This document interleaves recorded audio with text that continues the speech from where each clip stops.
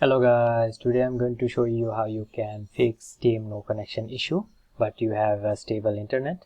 So the first thing that you should do always is to check if Steam server are running okay or not. So to do that, open your browser and search for Steam status, and then you'll see this website pop up, steamstat.us. So go to this website, and then here you will see all the servers in the region. So simply search for your region and see the server are okay or not.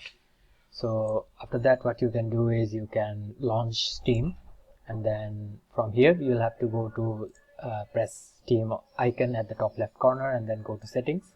From there you'll have to go to downloads, and then you'll have to scroll down a bit, and then what you should do is clear download cache. So press this clear cache button and Steam will shut down and restart. So try this, it could help you bypassing the error. So another thing that you can do is you can shut off Steam and restart your device. So to do that, simply press this Steam button and then press exit, and then if you have Steam on your taskbar, simply press and then right click and then close Steam as well. So try these methods and hopefully your error will be bypassed successfully. So that was all for today guys. Thank you for watching. Take care. Bye bye.